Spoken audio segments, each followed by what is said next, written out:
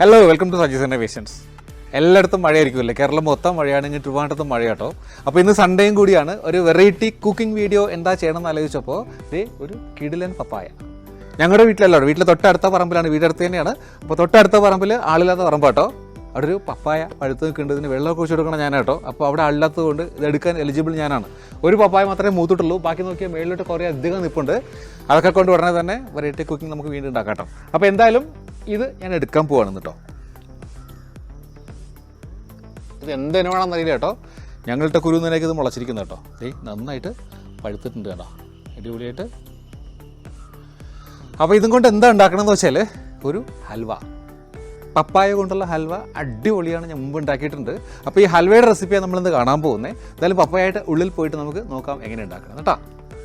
Hello, welcome back. നമ്മൾ രാവിലെ പപ്പായൊക്കെ എടുത്ത് വെച്ചാട്ടോ, വൈകുന്നേരമാണ് ബാക്കി കണ്ടിന്യൂ ചെയ്യുന്നത്. എന്തായാലും നമ്മൾ പപ്പായെ കഷ്ണങ്ങളാക്കി കൊണ്ടുവച്ചിട്ടുണ്ട്, വൃത്തിയാക്കിയിട്ട്.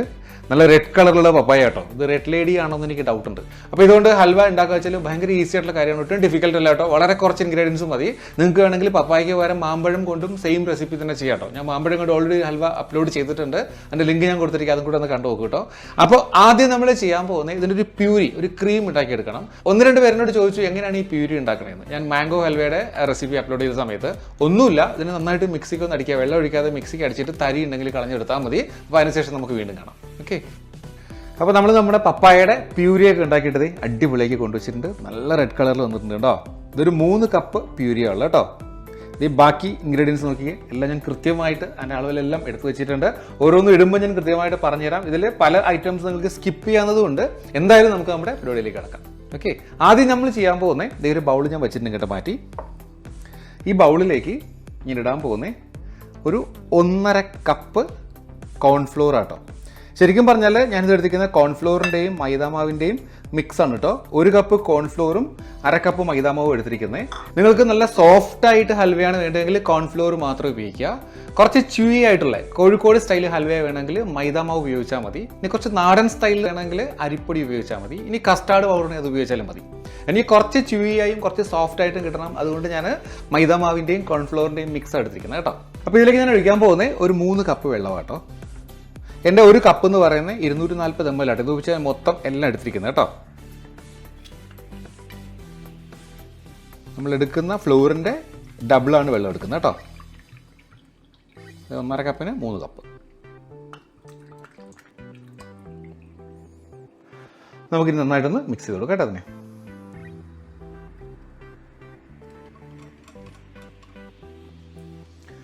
അപ്പോൾ ഇതങ്ങോട്ട് മാറ്റി വെച്ചിട്ട് നമുക്ക് നമ്മുടെ ബാക്കി പരിപാടികൾ നന്നായിട്ട് സ്റ്റാർട്ട് ചെയ്യാം കേട്ടോ. അപ്പോൾ നമ്മുടെ ഹൽവയുടെ പ്രിപ്പറേഷൻ ആരംഭിക്കുകയാണ്. ഒരു പാൻ അടുപ്പത്ത് വെച്ച് ചൂടായിരിപ്പുണ്ട്. ആദ്യം ഇതിലേക്ക് ഒഴിക്കാൻ പോകുന്നത് നെയ്യാട്ടോ. നിങ്ങൾക്ക് ഏകദേശം 1 കപ്പ് പ്യൂരിക്ക് 2 ടേബിൾ സ്പൂൺ നെയ്യ് വെച്ച് ഉപയോഗിക്കാം. ഞാൻ 5 ടേബിൾ സ്പൂൺ എടുത്തിരിക്കുന്നത്. നിങ്ങളുടെ ഇഷ്ടത്തിനനുസരിച്ച് നെയ്യ് കൂട്ടുകയോ കുറയ്ക്കുകയോ ചെയ്യാം കേട്ടോ. ഇതിൽ നിന്ന് ഞാനൊരു 1 ടേബിൾ സ്പൂൺ അല്ല കുറച്ച് നെയ്യ് ഇതിലേക്ക് ഞാൻ ഒഴിച്ചു കൊടുക്കുന്നുണ്ട് ആദ്യം കേട്ടോ.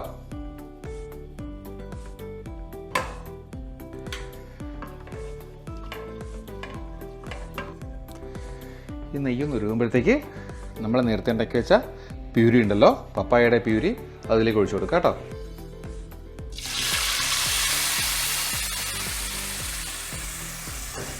ഒന്ന് ഇളക്കി കൊടുക്കാം.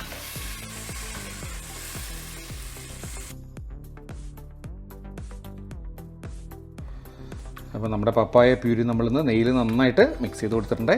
ഇനി നമ്മളിതിലേക്ക് നേരത്തെ മാറ്റി വെച്ച ആ കോൺഫ്ലോറിൻ്റെയും മൈദയുടെയും ആ മിക്സ് ഉണ്ടല്ലോ, ഇതിലേക്ക് ഒഴിച്ചു കൊടുക്കാം.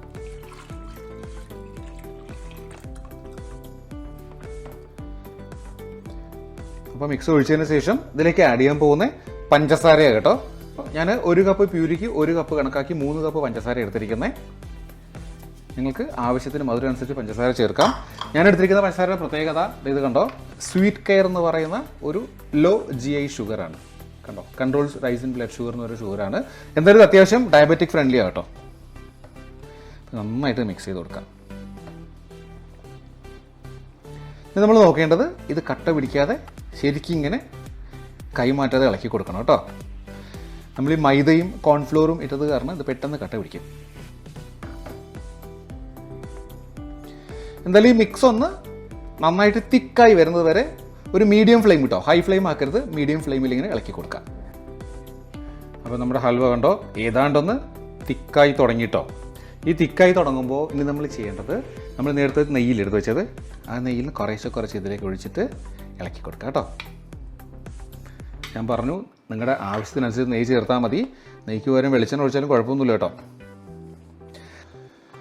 അപ്പോൾ ഇതേ സമയം ഞാൻ ചെയ്യാൻ പോകുന്നത് ഇതേ ഒരു പാത്രം എടുത്ത് വെച്ചിട്ടുണ്ട്. നമ്മൾ ഹൽവ ഒരു ഡിഫറെൻറ്റ് ഷേപ്പിൽ ഉണ്ടാക്കി എടുക്കാൻ പോകുന്ന കേട്ടോ. അപ്പോൾ അങ്ങനത്തെ ഷേപ്പിലൊരു പാത്രം വെച്ചിരിക്കുന്നത്. അപ്പോൾ അതിലേക്ക് നമ്മൾ ആദ്യം കുറച്ച് നെയ്യ് ഒന്ന് ഗ്രീസ് ചെയ്ത് കൊടുക്കണേ. ഹൽവ എളുപ്പം വിട്ട് പോരാൻ വേണ്ടി നമ്മൾ ഇതിലേക്ക് ഹൽവ ഒഴിക്കുന്നത് കേട്ടോ. അപ്പോൾ ഇത് ഗ്രീസ് ചെയ്യുന്നതിൻ്റെ ഒപ്പം ഒരു കാര്യം പറയാം.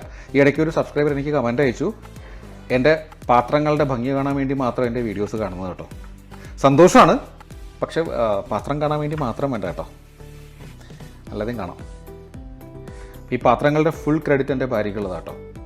അപ്പോൾ എന്നിട്ട് ഞാൻ ഇതിലേക്ക് ഒരു ഭംഗി കിട്ടാൻ വേണ്ടി ഈ ബദാമിൻ്റെയും കാഷ്യൂനട്ടിൻ്റെയും പീസ് വെച്ച് കൊടുക്കാം കേട്ടോ. ഇനി ഇതിലേക്ക് കുറച്ച് വെളുത്ത എള്ളിട്ട് കൊടുക്കണ്ടേ, അതൊരു പ്രത്യേക ഭംഗിയാണ് ഹൽവയ്ക്ക്. യെസ്, അതോട്ട് ഇരുന്നോട്ടെ കേട്ടോ. അപ്പോൾ നമുക്ക് നമ്മുടെ ഹൽവ മിക്സിലേക്ക് വരാം.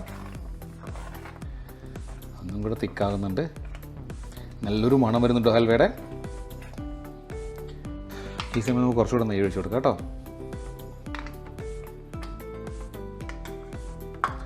അപ്പോൾ ഇങ്ങനെ ഇടയ്ക്കിടെ നെയ്യ് ഒഴിച്ചിട്ട് ഇതിൻ്റെ പരുവ് എന്താണെന്ന് വെച്ചാൽ ഇത് ഈ പാത്രത്തിൻ്റെ വശത്തു നിന്ന് ഫുള്ളായിട്ട് ഇങ്ങനെ വിട്ട് വരണം, അതുവരെ നമുക്ക് ഇളക്കി കൊടുക്കണം കേട്ടോ.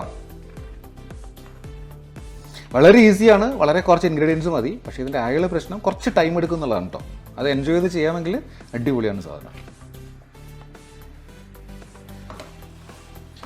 അപ്പോൾ ഇത് കുറേ സമയത്തെ പരിപാടിക്ക് അവസാനം നമ്മുടെ ഹൽവ കണ്ടോ പാത്രത്തിൽ നിന്ന് വിട്ട് വരുന്നൊരവസ്ഥയിലായില്ലേ. ഏതാണ്ട് നമ്മുടെ തിരുനെൽവേലി ഹൽവയുടെ ഒക്കെ ഒരു ലുക്ക് ഉണ്ട് കേട്ടോ. നല്ല യമ്മി ലുക്കിംഗ് ആണ്. ഇതിൻ്റെ കറക്റ്റ് കളർ അങ്ങോട്ട് എത്രയെന്ന് എനിക്കറിയാം, എൻ്റെ മൊബൈലിൽ ചെറിയൊരു പ്രശ്നമുണ്ട്, എന്നാലും അടിപൊളിയായിട്ട് വന്നിട്ടുണ്ടല്ലോ. അപ്പോൾ ഈ സമയത്ത് നമ്മളിൽ 1-2 ഇൻഗ്രീഡിയൻസ് ആഡ് ചെയ്യുന്നുണ്ട്. ഞാൻ നേരത്തെ പറഞ്ഞു ഇതൊന്നും മസ്റ്റല്ല, പക്ഷേ ഹൽവയ്ക്ക് ഒന്നും കൂടെ ടേസ്റ്റ് ഒന്നും കൂടെ എൻഹാൻസ് ചെയ്യും. അപ്പോൾ ഇതിലേക്ക് ഞാൻ ആദ്യം ഇടുന്നത് ഒരു 1/4 ടീസ്പൂൺ ഏലക്കയില്ലേ, ഏലക്കയുടെ കുരു പൊടിച്ചെടുത്താൽ കേട്ടോ. ഞാൻ ഒരു 10 ഏലക്കയുടെ കുരു പൊടിച്ചെടുത്തിട്ടുണ്ട് കേട്ടോ. അതിലേക്ക് കുറച്ച് ബദാം നുറുക്കിയെടുത്ത് കൊടുക്കുന്നുണ്ട്, പിന്നെ കുറച്ച് കാഷ്യൂനട്ട് ഇട്ട് കൊടുക്കണ്ടേ. ഇതൊക്കെ ശരിക്കും ഹെൽത്തിയാണ്, കടിക്കുമ്പോൾ ഒരു ക്രഞ്ചിനെസ് ഒക്കെ കിട്ടും കേട്ടോ. പിന്നെ കുറച്ച് വെളുത്ത എള്ളിട്ട് കൊടുക്കുന്നുണ്ട്. ഇതൊക്കെ ഹൽവയുടെ ഭംഗിയൊന്ന് എൻഹാൻസ് ചെയ്യും കേട്ടോ. ഇതൊന്ന് ഇളക്കി ചേർത്ത് കൊടുക്കാം കേട്ടോ. ഇതൊക്കെ ലാസ്റ്റ് ഇട്ടാൽ മതി കേട്ടോ, അപ്പോഴേ ക്രഞ്ചിനെസ് അങ്ങനെ ഉണ്ടാവുള്ളൂ.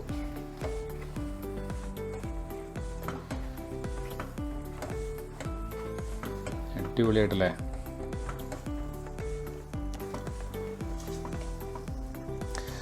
അപ്പം നമ്മുടെ പപ്പായ ഹൽവ ഓൾമോസ്റ്റ് റെഡി ആയിട്ടുണ്ടേ. ഞാൻ നേരത്തെ എടുത്ത ആ നെയ്യ് മൊത്തം ഉപയോഗിച്ചിട്ടില്ല കേട്ടോ, 4 ടേബിൾ സ്പൂൺ നെയ്യ് ഉപയോഗിച്ചുള്ളൂ കേട്ടോ. അപ്പോഴത്തേക്ക് അടിപൊളിയായിട്ട് വന്നു. പിന്നെ നമ്മൾ ചെയ്യാൻ പോകുന്നത് ഇതിനെടുത്തിട്ട് നമ്മളത്തെ ഗ്രീസ് വെച്ചൊരു പാത്രമല്ലേ അതിലേക്ക് ഒഴിച്ചു കൊടുക്കണേ.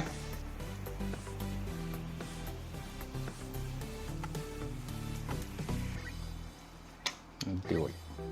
ഒന്ന് ഷേപ്പ് ചെയ്ത് കൊടുക്കണേ. നമ്മുടെ പാത്രം കറക്റ്റ് സൈസായിരുന്നു അല്ലേ.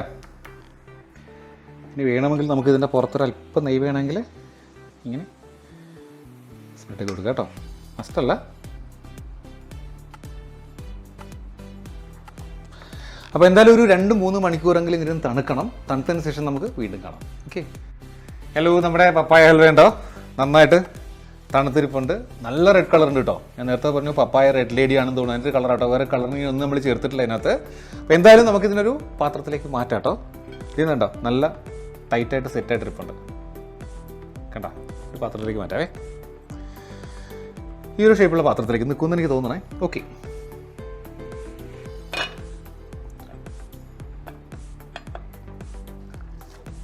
ആ യെസ്, തിരിച്ചപ്പോൾ തന്നെ വീണു കേട്ടോ ആളെ. യെസ്, ആഹാ അടിപൊളിയായിട്ടുണ്ട് കേട്ടോ. നൈസ് ലുക്കിംഗ് അല്ലേ. നട്ട്സൊക്കെ ഇതുണ്ടോ നല്ല ഭംഗിയായിട്ടിരിപ്പുണ്ട്. എന്തായാലും ഇതിന്റെ ഭംഗി കണ്ടിട്ട് കട്ട് ചെയ്യാൻ തന്നെ തോന്നുന്നില്ല കേട്ടോ, അത്രയ്ക്ക് രസമായിട്ടിരിക്കുകയാണ്. എന്തായാലും നമുക്കൊന്ന് ടേസ്റ്റ് ചെയ്ത് നോക്കാം. ഈ സൈഡിൽ നിന്ന് കുറച്ച് ഞാൻ എടുക്കാം കേട്ടോ.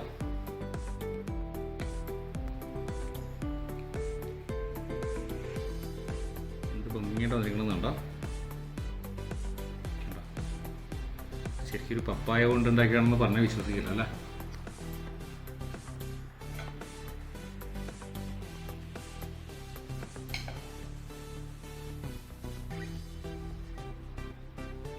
കിടിലാണ് കേട്ടോ, വായിലിടുമ്പോൾ അലിഞ്ഞു പോകുന്നു, അത്രയ്ക്ക് അടിപൊളിയായിട്ടുണ്ട്. എന്തായാലും വളരെ ഈസി റെസിപ്പിയാണ്. ഇഷ്ടമായിട്ടുണ്ടാവുമെന്ന് ഞാൻ കരുതുന്നു. ഇഷ്ടമായെങ്കിൽ ഉറപ്പായിട്ടും ട്രൈ ചെയ്ത് നോക്കുക. ട്രൈ ചെയ്ത് നോക്കിയിട്ട് ഫീഡ്ബാക്ക് കമൻസ് ആയിട്ട് അറിയിക്കുക. മറ്റൊരു വീഡിയോ വീണ്ടും കാണാം. അതുവരെയും ബൈ ഫ്രം പരീസ് ഇന്നോവേഷൻസ്.